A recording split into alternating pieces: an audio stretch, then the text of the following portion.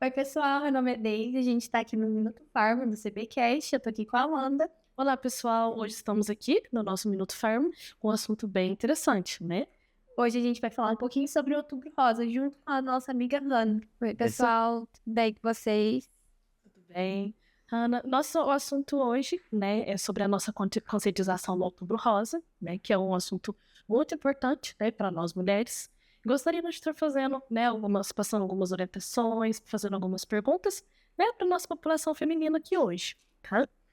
Olha, gente, o assunto sobre o câncer de mama é um assunto que está muito em alta, até porque o câncer de mama, ele está sendo considerado está em primeira posição em casos de letalidade e também de causalidade no mundo entre as mulheres. Hannah, o que você acha, por exemplo, do Outubro Rosa?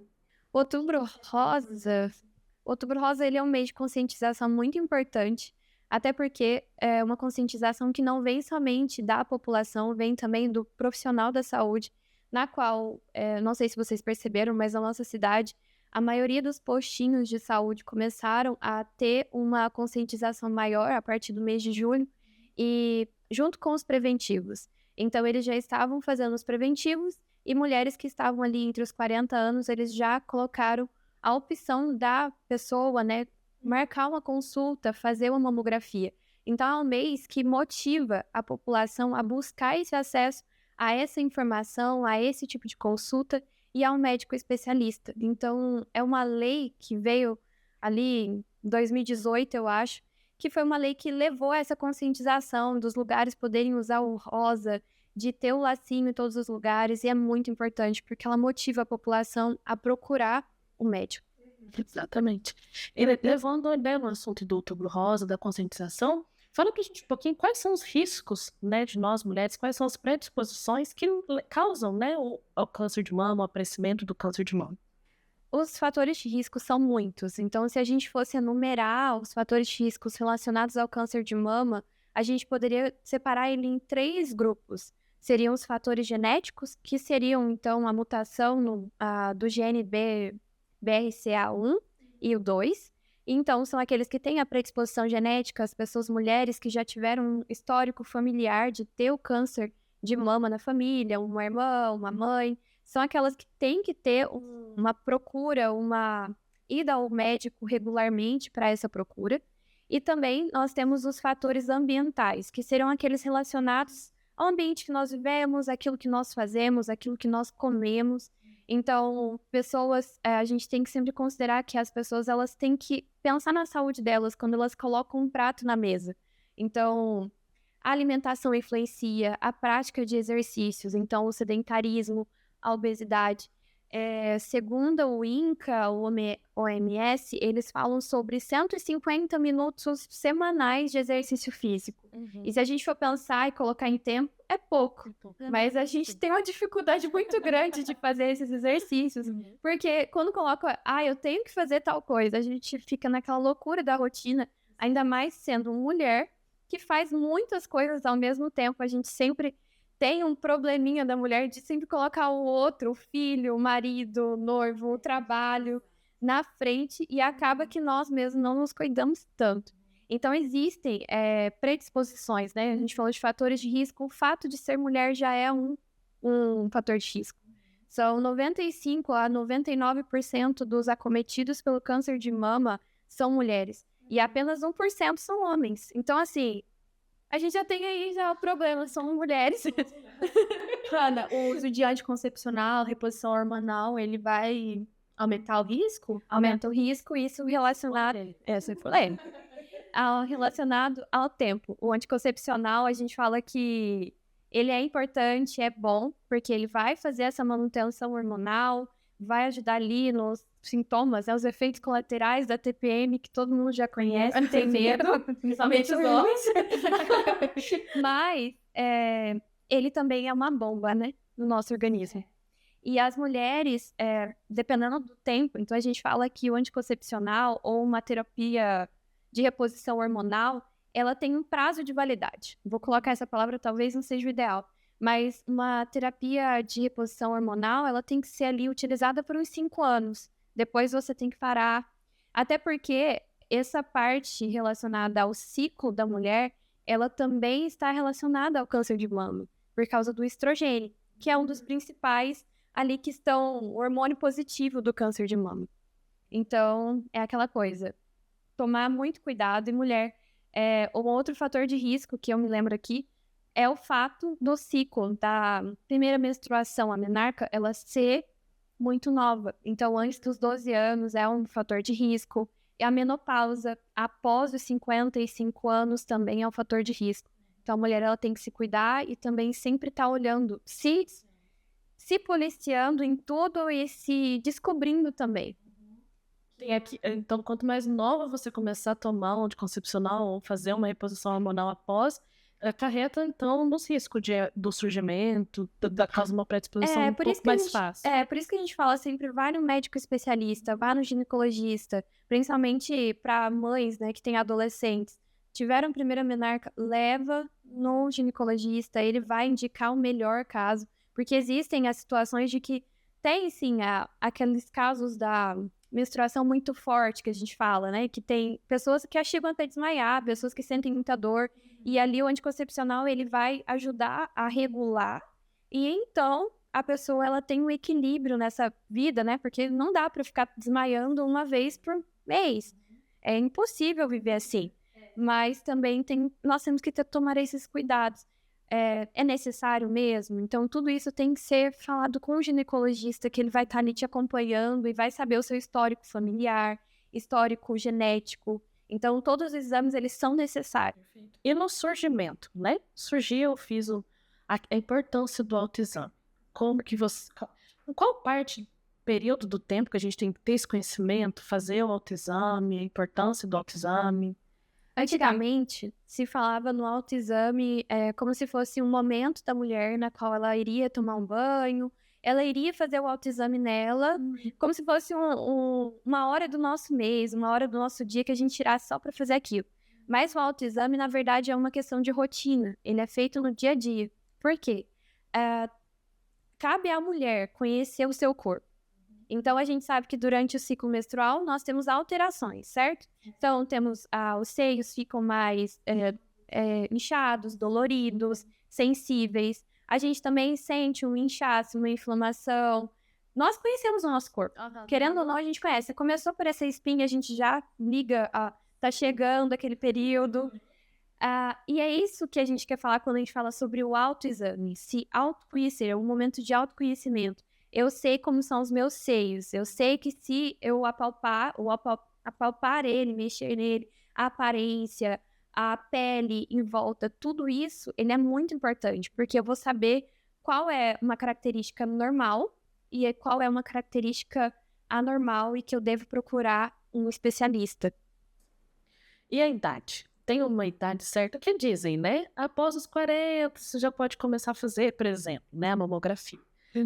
Mas, assim, como você acabou de falar, nós somos mulheres, a gente conhece o nosso corpo. Tem uma idade certa para a gente começar a se preocupar mais com o toque, né, com o autoexame? Tá certo, nos 40 anos ali, as pessoas começam a fazer os exames, a mamografia, né?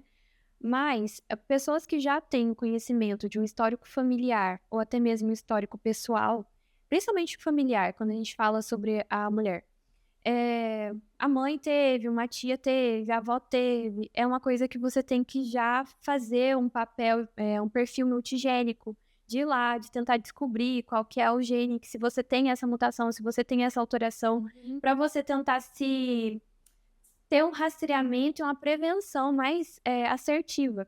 A gente tem um caso, né, da Angelina Jolie, que fez a mamografia, antes, na verdade, ela nem fez a mamografia, ela teve, então, o conhecimento desse perfil genético dela, e ela já foi lá e já fez a mastectomia. Então, é importante a gente ter esse conhecimento, mas uma mulher que tem um perfil genético, que já tem uma alteração nos genes BRCA1 e 2, eles já devem ser, pelo SUS, em algumas cidades, não são todas, mas a pessoa ela já tem um acesso ao fato dela fazer a mamografia ou ultrassom a partir dos 20 anos.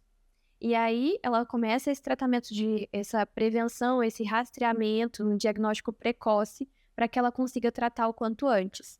Só que aí a gente está falando de mulheres que têm também um comportamento normal, são pessoas normais, porque o fator genético é mas o fator ambiental, o fator genético é 20% dos casos que a gente tem de câncer de mama. O restante são fatores ambientais, fatores relacionados à forma com que eu vivo, basicamente.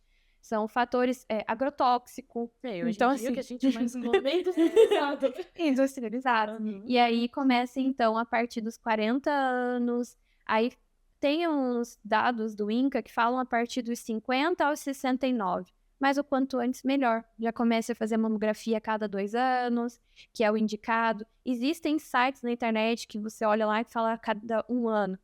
Mas eu acho que o recomendado para começar um diagnóstico precoce seria 2 anos e a partir dos 50 de cada 1 em 1 ano para ter essa verificação.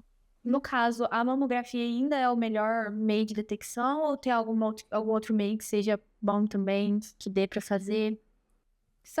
Existem vários tipos de exames. O exame de sangue, já existem exames de sangue completo, hemograma, né? Que já consegue identificar algumas alterações. Existem também a opção de você fazer um ultrassom, de você fazer a mamografia mesmo. Ela é mais interessante porque a mulher, ela tem existem vários tipos de mulheres e vários tipos de seios, de mãos. E quando a pessoa, ela é um pouco mais, tem um peso maior, ou ela é um pouco mais, tem mais gordura nos seios, acaba que a mamografia, ela pode ser muito dolorida. Então, o ultrassom seria o indicado. Existem outras situações de que a mulher, ela tem uma sensibilidade muito alta. Então, vai depender muito do caso de cada paciente, de cada necessidade. Por isso que o autoexame é importante, porque a mulher, ela vai apalpar o peito dela, e ela vai identificar se ela tem um nódulo, se ela tem uma outro tipo de material. Existem situações que os nódulos podem ser benignos. Então, esse cuidado a gente tem que ter, é muito grande. Eu não posso falar para você, existe uma forma específica para você. Existe, então, vários tipos de mulheres e vários tipos de exames, e cada um é ideal para cada corpo. E quais que são os sintomas iniciais, assim, para saber da presença do câncer, para identificar, né, a presença? Então, existe vários sintomas, né? São sinais de corpo, né? Vai de corpo também. Existem pessoas que não sentem nada, então, assim, são assintomáticas. Nossa. Não tem nada, ela só vai lá fazer um exame de rotina e acaba aparecendo alguma coisa. Eu acho que é a maior preocupação de todo mundo. Só que existem alguns sintomas, sinais, como vermelhidão na área dos seios, o endurecimento, dolorido. E isso tudo, a gente pede que alguns especialistas, eles falam que quando tá com esse endurecimento, você espere um novo ciclo menstrual para você, então, ir no médico. Porque se você sabe que tem aquela questão do ciclo celular, né? Então, se você sentir que esse endurecimento, essa sensibilidade, essa vermelhidão, o escurecimento das auréolas, eles continuarem por muito tempo, aí sim é indicado. Então, espera um ciclo menstrual. Se continuou desse jeito, você vai no médico, procura o melhor tratamento, o melhor tipo de rastreamento. E quantos tipos de câncer que tem? É diferente? Por exemplo, o tratamento? Vão depender muito de qual tipo de câncer vem o tratamento. Então, assim, existem carcinomas diferentes. Então, nós temos os carcinomas que são nos ductos mamários, que a gente fala que são in situ ou não invasivos, que são aqueles que vão, então, podem ou não passar para outros tipos celulares, para outros tipos de células do seu corpo. Existem aqueles que têm um perfil, que são carcinomas lobular, que estão nos lóbulos das nossas mamas, porque, assim, a mama, ela tem o ducto mamilar, que é onde sai o leite, e tem os lóbulos. Os lóbulos ainda são divididos em lóbulos. Então, a gente tem toda uma anatomia. Então, dependendo de onde está localizado essas células, essas neoplasias, aí sim nós temos o perfil ou tipo tumoral. Então, existem aquelas que são do tecido conjuntivo, existem mais uns 3, 4 tipos, que tem aquele que muitas mulheres, quando têm, elas ficam muito de dor, que é o câncer de mama inflamatório, que ele inflama as células que estão ali em volta. e levam a ter umas situações muito extremas e muito doloridas. E, Hannah, quais são os tipos de tratamento existentes hoje para o câncer de mama? Existe a quimioterapia, a radioterapia, a imunoterapia e a mastectomia, que é a cirurgia.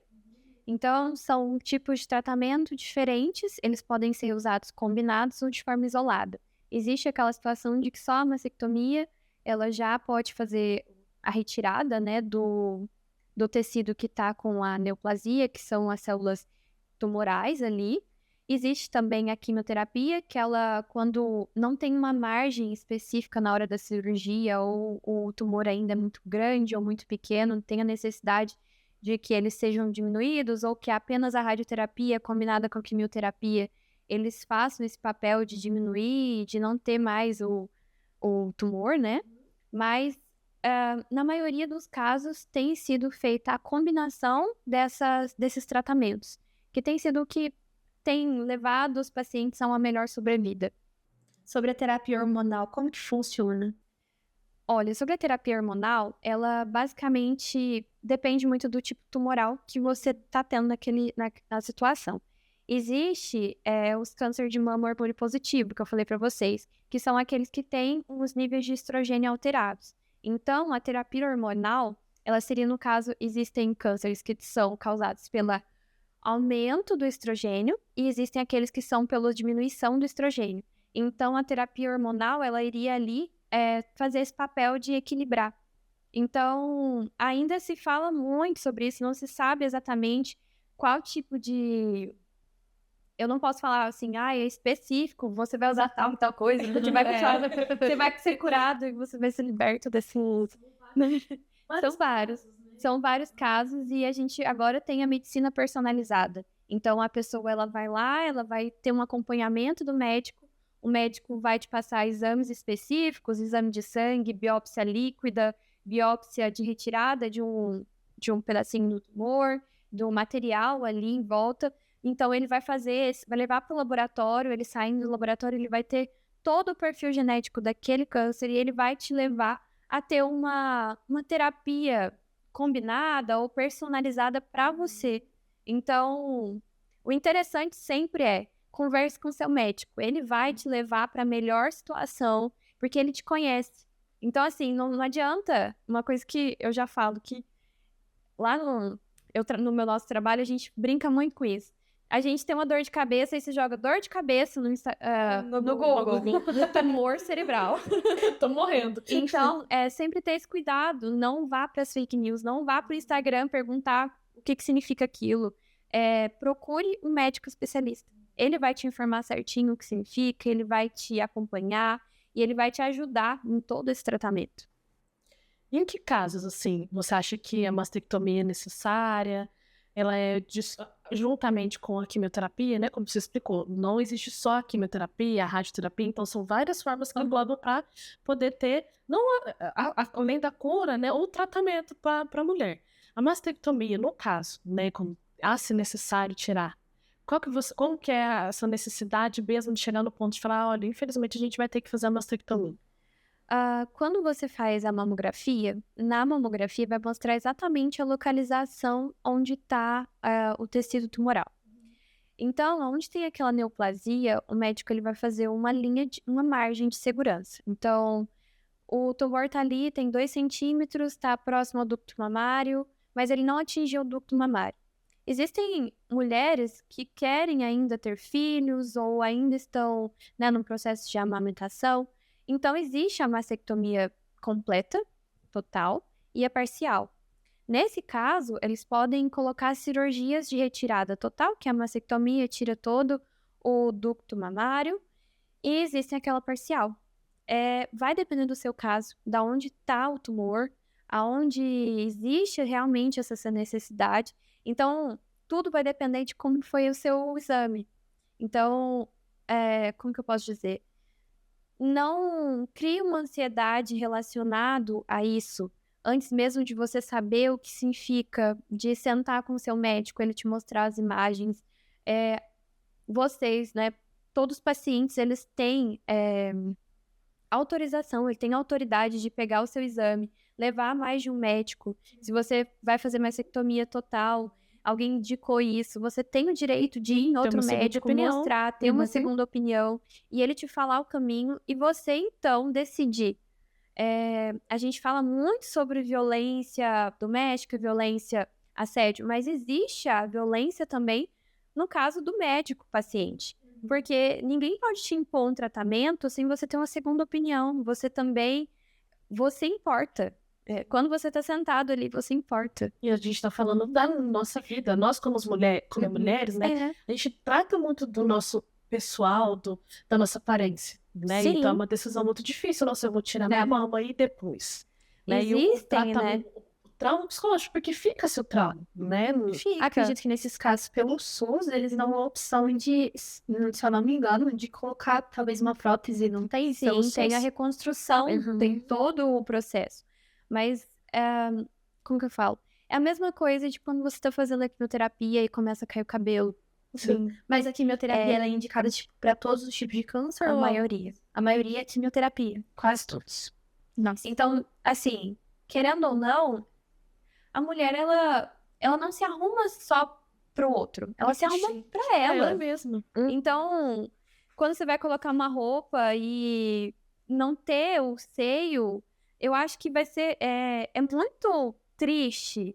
E aí você tem que digerir aquela informação. E o médico Acho não que acaba pode impor pra atrapalhando você. um pouco também, até na vida sexual da mulher. Sim, que acredito que a autoestima vai ficar Afeta em poucos lados. Sim. Outros lados. Então, assim, todo esse processo, ele não é feito... Eu acho que o mais importante de falar aqui é que todo esse processo, ele não é feito com um único médico. Tudo isso acontece com um painel grande de profissionais, multiprofissional. Porque eu tenho que ter contato com o fisioterapeuta, eu tenho que ter contato com o nutricionista. A sua alimentação após uma cirurgia, uma quimioterapia, uma radioterapia, ela é muito importante. Tudo isso tem um impacto no corpo. Então, existe uma necessidade da pessoa ser acompanhada nas diferentes áreas da vida dela. Então, aqui a gente está falando do psicológico. Ele realmente é necessário ter um psicólogo, ter uma pessoa que apoie o emocional, acompanhamento, então, eu acho que quando a gente fala de mastectomia, a gente sempre lembra da Angelina Jolie. Ela foi lá e tirou. Já E pra ela cortou o mal pela raiz. Só que ela teve ali, ela já foi lá e já fez a reconstrução. Às vezes, essa não é a condição de todo mundo. Então, isso é uma coisa que você tem que digerir. É primeiro digerido por dentro, né? No emocional, na mente, na aceitação. E depois você... claro que a gente sempre vai ter o peso de estou doente, eu preciso resolver essa situação. Vou cortar o mal pela raiz. Mas existe também a cura que tem que acontecer dentro de nós. Pra gente superar essa situação. Porque não adianta nada. Você vai, faz, né, uma mastectomia, faz toda a quimioterapia, mas você não aceita e acaba atrapalhando no seu tratamento.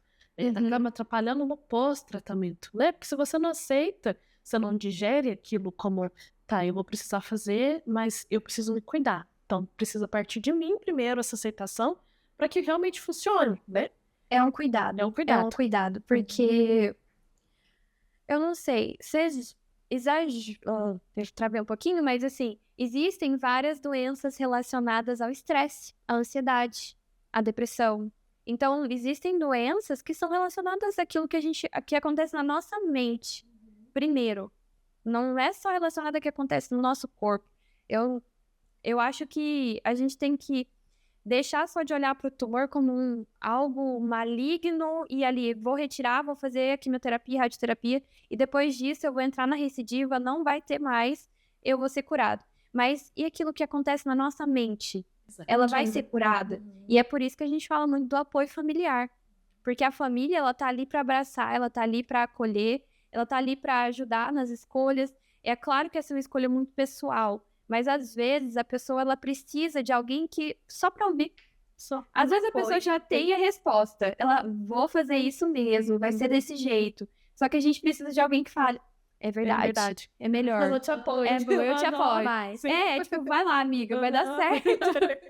E assim, é a pessoa que vai te acompanhar para fazer o exame, é a pessoa que vai te acompanhar durante a cirurgia, é uma pessoa que vai te acompanhar no momento que você volta para sua casa. É a pessoa que vai estar ali quando você colocar uma roupa e você falar... Você tá linda. Vai estar ali. Vai estar ali, sabe? Sim. Então, o apoio é o principal. Psicológico, emocional, familiar. Mudando um pouquinho do assunto, tem algum efeito colateral depois do tratamento do câncer? A gente fala do tratamento, então os efeitos colaterais vão depender de qual tipo de tratamento que foi realizado.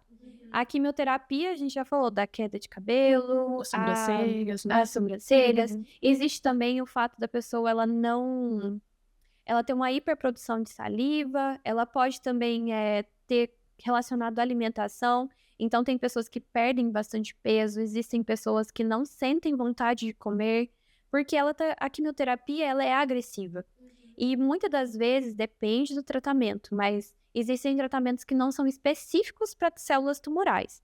Elas são mecanismos que podem levar a uma toxicidade no nosso corpo. Então, se é tóxico para o nosso corpo vai reagir de alguma forma. E é por isso que eu falei que existe uma necessidade de ter um acompanhamento nutricional, que vai te falar, você precisa beber 5 litros de água por dia. E às vezes a gente não obedece, mas a gente vai lá e tenta.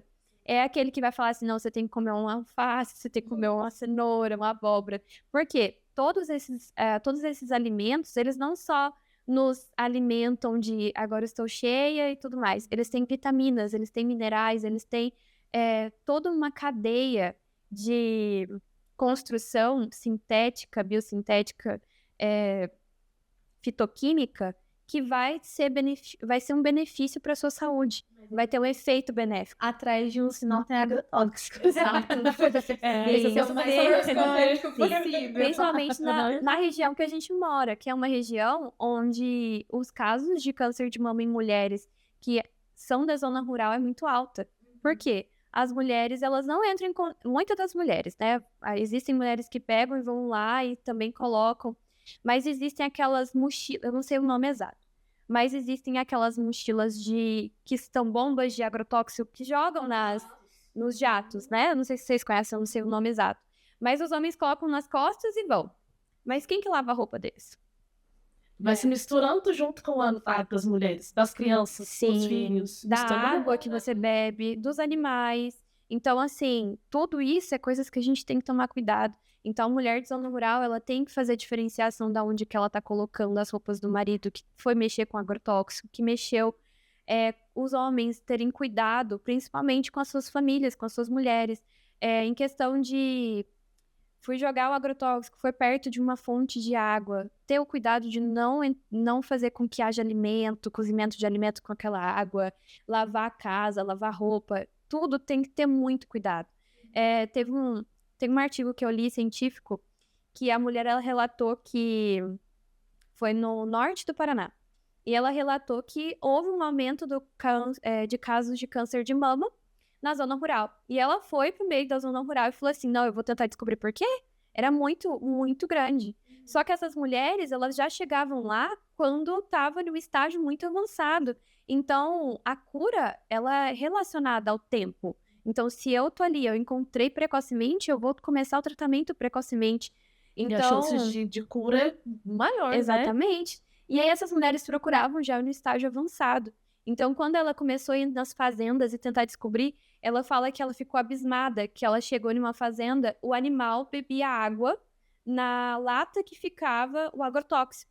Então, eles só tinham cortado a lata e dado para o animal beber água. E ela ficou pensando, gente, se o animal bebe da água que tá aqui, ele come a gente come a carne, bebe leite, então, assim, ela ficou, gente, o que pode acontecer dentro dessa casa? Quais são os casos? Como que eles estão tratando isso? As roupas eram jogadas na mesma máquina que lavava a roupa de todo mundo. Eles faziam, os animais em volta, tinham muitos animais que eles se alimentavam, galinha e tudo mais, que estavam em volta das regiões que eram, então, derramados os agrotóxicos. Então, perigo. E as mulheres tinham um alto índice de incidência do câncer de mama, porque elas estavam em contato direto. É a mulher que, na maioria das vezes, cuida das coisas do homem. Então, homens, cuidem de suas mulheres, cuidem das suas coisas. Cuidem das suas coisas, por favor. Rana, e com que frequência são feitos o exame, né? Após todo o procedimento, todo o acompanhamento? do câncer de mama, com que frequência, né, que a gente tem que ser feito o acompanhamento dos exames? Como eu disse anteriormente, né, a partir do momento que é uma pessoa normal, uma pessoa que não teve nenhuma anormalidade, uma pessoa que é saudável, ela não teve identificação de nenhum tipo de alteração, ela começa a partir dos 40 anos e aí vai de 2 em 2 anos. Agora, uma pessoa que ela teve, então, uma neoplasia e ela tá fazendo o tratamento, ou ela parou o tratamento por causa que ela já foi curada, ela tem que ter sempre regularmente os exames sendo feitos, principalmente o de sangue, principalmente o ultrassom. Existem médicos que ainda pedem a cada 6 meses um PET scan para verificação das áreas que estão sendo afetadas por causa da metástase ou de aparecimento do tumor em outras regiões. Entendi. No caso, então, por exemplo, me curei do câncer, aí a chance dele voltar. Tem incidência, né? Existe, mas isso depende muito do tipo de câncer que você está sendo acometido. Tem algum que tem mais chance de voltar? Eu acho que todos aqueles que são mais relacionados à área genética. Não tem como eu trocar todo o meu sangue, não tem como eu trocar meus genes, meus cromossomos. Então, eu acho que esses são os que são mais... As pessoas têm que tomar mais cuidado. A forma de prevenir, então, é como você falou, acompanhamento nos exames, acompanhamento, na saúde, ficar longe de todos esses fatores de risco que eu falei. Vamos É um pós-tratamento, largar né? a mão do sedentarismo.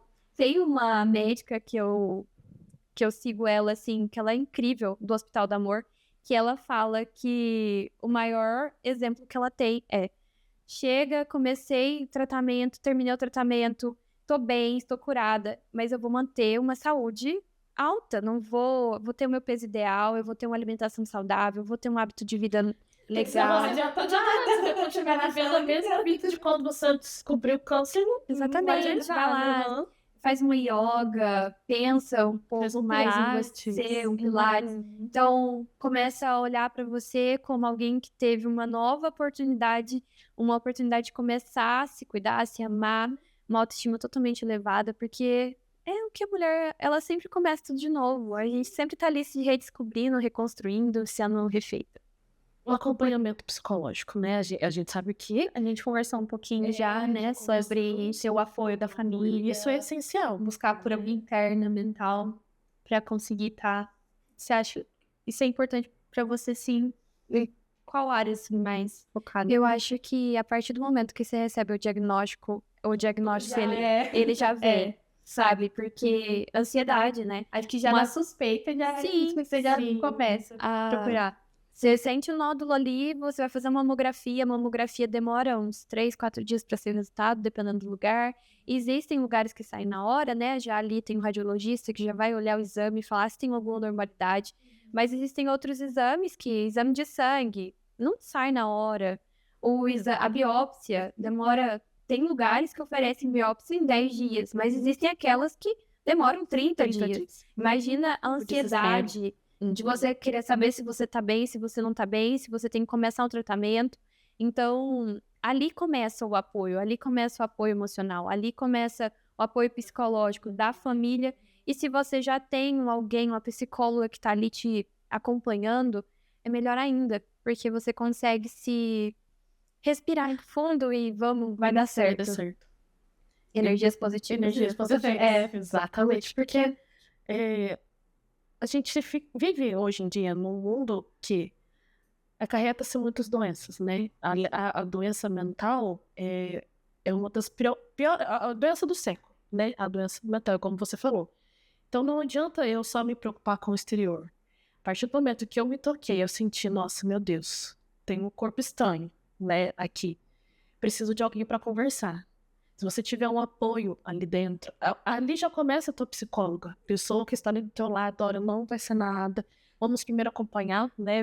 Vamos no médico para ver como tá. E tá. pensar que se você receber um diagnóstico de um câncer de mama, não é o fim. O câncer de mama tem cura. Então, não se desespere, não leve pro o extremo. Existe um processo e você vai passar por esse processo. E esse processo é só uma fase. Você vai viver uma outra fase. Você vai ver tudo que você sonha viver. Então, é só focar no propósito final, no foco no final. O final vai dar tudo certo. Mas é bom ter um acompanhamento, alguém que te fale, vai dar tudo certo. Dá um conselho, então, direto para as pessoas que estão passando por essa fase, por esse período difícil aí. Não se desesperem. Não se desesperem. Se você que tem uma predisposição genética, comece a olhar, fazer o rastreamento. Você que começou a se sentir um nódulo, não se desespere. Existem nódulos benignos que eles podem estar ali, eles não vão alterar em nada em você. Mas existem também a situação do câncer de mama. Mas isso não quer dizer que é o fim. Você ainda vai passar por essa fase, você vai viver por outras fases da sua vida. Você vai ter toda a vida, como fala? Uma vida saudável. Tá ali ainda, é uma coisa futura. Não pense que é o fim da sua história. Tem gente que gosta de colocar ponto final. Pense que essa é uma fase de uma vírgula. É uma vírgula. É só um respira e começa de novo. Vai dar tudo certo. Porque com certeza é um susto. É um susto. É um susto. Mas você vai dar continuidade na sua vida. É lógico. Não é o Como ponto várias final. barreiras a gente passa hoje em dia, essa é apenas mais Sim. um que a gente vai enfrentar. É apenas mais um. Procure um acompanhamento psicológico, apoio familiar. Procure um médico de sua confiança. Procure fazer os exames corretamente. Procure sempre estar mantendo a vida saudável. Para aqueles que ainda estão só ouvindo e só, pensei, câncer de mama é um perigo, sou mulher. Coloque metas. Eu quero ser saudável. Assim, eu coloquei essa meta na minha vida. Eu comecei a estudar, trabalho com câncer todos os dias.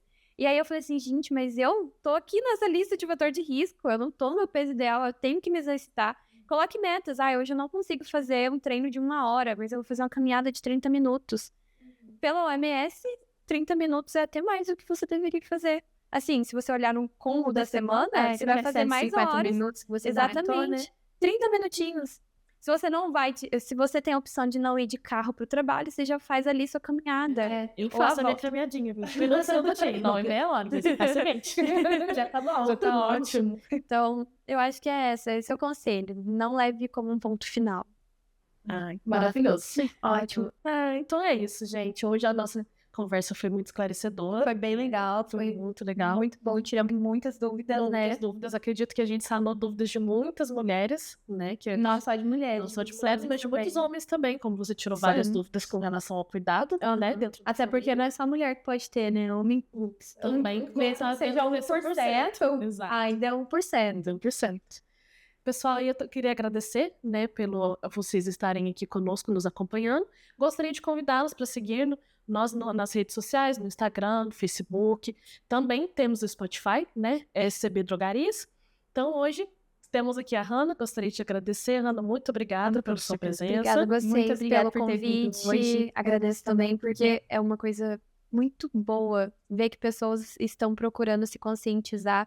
E esse é um mês para isso, pra gente lembrar que as mulheres, elas estão aí em grande número e tem que se cuidar.